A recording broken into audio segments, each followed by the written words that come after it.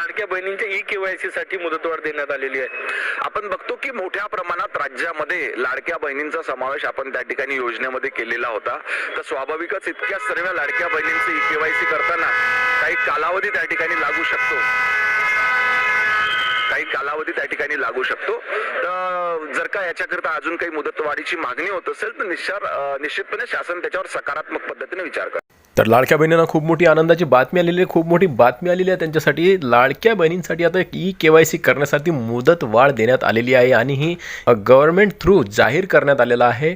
महिला व बाल विकास मंत्री आदित्य तटकरे यांच्या मार्फत ट्विट करून याची माहिती देण्यात आलेली आहे। आता त्यांनी काय ट्विट केलं आहे सर्व काही आजच्या व्हिडिओमध्ये जाणून घेणार आहोत। त्याचबरोबर केवायसी तुम्हाला कुठे करावी लागणार आहे आणि कशी होणार आहे तुमची केवायसी, त्याचबरोबर तुमची जर केवायसी चुकली असेल किंवा मग चुकून तुमच्यामुळे जे काही ऑप्शन त्या ठिकाणी तुम्हाला होय किंवा नाही लिहायचं होतं त्यामध्ये तुम्ही उलटफेर केली आणि त्यानुसार तुमची जे केवायसी चुकली असेल किंवा मग संबंधित जे काही तुम्ही CSC केंद्रावर गेले असाल त्यानंतर जे काही इंटरनेट कॅफेवर जाऊन केवायसी केले असेल किंवा स्वतःच्या मोबाईलवर सुद्धा तुम्ही केवायसी केली असेल आणि त्यामध्ये जर का ऑप्शन तुमचं चुकलेलं असेल तर त्यांच्यासाठी सुद्धा ही खूप मोठी आनंदाची बातमी आहे। तुम्हाला सुद्धा आता ई-केवायसी करण्यासाठी मुदतवाढ मिळालेली आहे। त्याचबरोबर ज्या महिलांची केवायसी झालीच नाही त्यांना सुद्धा इथं ई-केवायसी करण्यासाठी ऑप्शन मिळालेला आहे। म्हणजेच की आता ही ई-केवायसी कशी होणार आहे, ही केवायसी मोबाईलवर होणार नाही किंवा इंटरनेट कॅफेवर होणार नाही किंवा मग कुठेही सेतू केंद्रावर होणार नाही। तुम्हाला आता यासाठी काय करावं लागेल हे या व्हिडिओमध्ये सांगणार आहे। त्याचबरोबर तुम्हाला कागदपत्रसुद्धा काय काय लागणार आहेत हे सुद्धा समोर सांगणार आहे। तर खूप मोठी बातमी आलेली आहे सध्याची। लाडक्या बहिणी खुश झाल्या आहेत।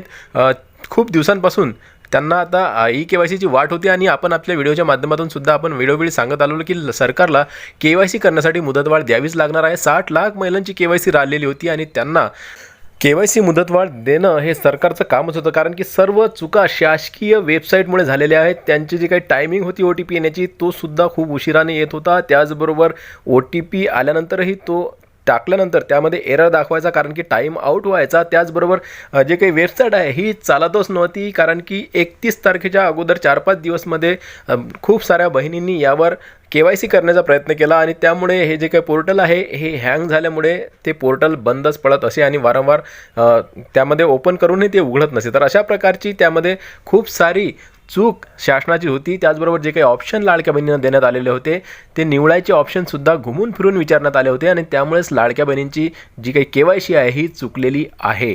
आता खूप सारे चुका शासनाकडून सुद्धा झालेल्या आहेत आणि म्हणूनच शासनाला ही जी काही केवायसी आहे मुदतवाढ त्यांना द्यावीच लागली आहे। आणि आपण आपल्या व्हिडिओच्या माध्यमातून वारंवार हे सांगत आलो की घाबरू नका, तुम्हाला मुदतवाढ ही मिळणारच मिळणार, 101% आपण सांगितलेलं होतं। तुम्ही जर ते व्हिडिओ बघितले नसेल तर आपल्या चॅनलवर जा आणि ते व्हिडिओ तुम्ही बघून घ्या।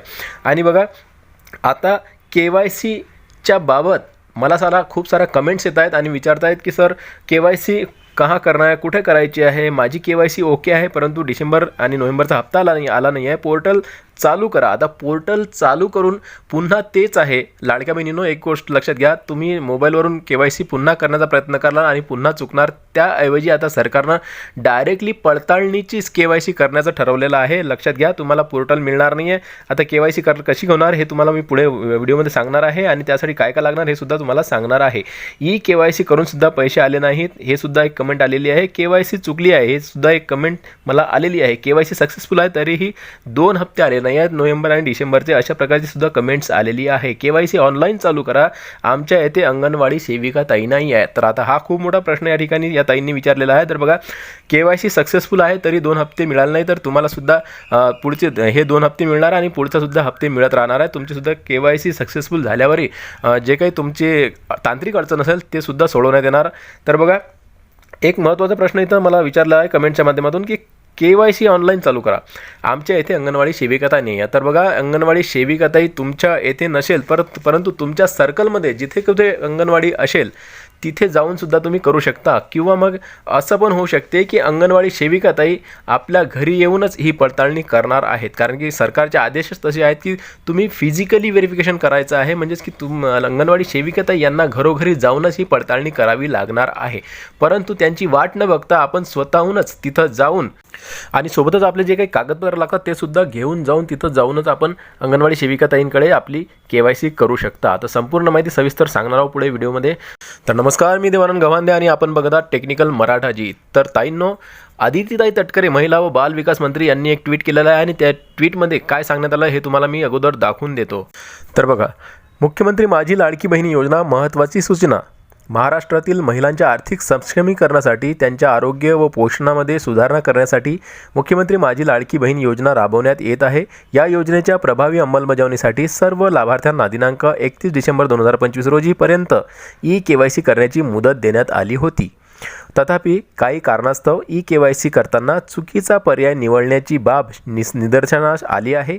म्हणूनच योजनेच्या निकषांनुसार या सर्व लाभार्थी महिलांची क्षेत्रीय स्तरावर अंगणवाडी सेविकांमार्फत प्रत्यक्ष पडताळणी फिजिकल व्हेरिफिकेशन ज्याला आपण म्हणतो ते करण्याच्या सूचना राज्यातील सर्व जिल्हाधिकाऱ्यांना देण्यात आलेल्या आहेत. तर बघा बहिणींनो, निकषांनुसार तुमची पडताळणी होणार आहे. ज्या महिलांची ज्या बहिणींची KYC बाकी आहे, ज्या बहिणींची KYC चुकलेली आहे आणि ज्यांना 2 हप्ते आलेले नाही आहेत, तर त्यांची फिजिकली जे काही व्हेरिफिकेशन आहे ते व्हेरिफिकेशन होणार आहे, पडताळणी होणार आहे आणि ते निकषांच्या आधारावर होणार. आता निकष कोणकोणचे आहेत लाडक्या बहिणींचे? तर बघा, अर्जदार महाराष्ट्रातील रहिवासी असावा आणि जे काही अर्जदार आहेत ह्या महिला असाव्यात.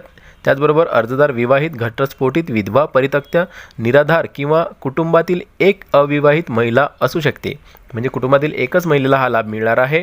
त्याचबरोबर बघा, महिलेचं वय 21 ते 65 वर्षादरम्यान असावे. अर्जदाराचे स्वतःचे बँक खाते आधार कार्डशी लिंक असलेले असावे.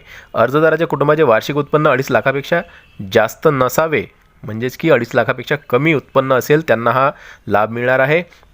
त्याचबरोबर जे काही कर्मचारी असतील तुमच्या घरात, जर सरकारी कर्मचारी असेल, तुम्ही नोकरीवर असाल, तुमच्या घरी 4 चाकी वाहन असेल तरीसुद्धा तुम्हाला या योजनेचा लाभ मिळणार नाही आहे. तर ही पडताळणी आता अंगणवाडी सेविकाताईंकडून होणार आहे. असे जे आदेश आहे हे जिल्हाधिकाऱ्यांना देण्यात आलेला आहे आणि लवकरच तुमच्या नावांची जी काही यादी आहे, म्हणजेच की ज्या महिलांची KYC चुकलेली आहे, ज्यांची KYC झालीच नाही आहे, ज्यांना हप्ते आले नाही, त्या सर्वांच्या नावांची जी काही यादी आहे ते जिल्हाधिकारी कार्यालयातून अंगणवाडी सेविकांकडे जाणार आहे, अंगणवाडी सेविकांना देण्यात येणार आहे आणि लवकरच याची पडताळणी सुरू होणार आहे.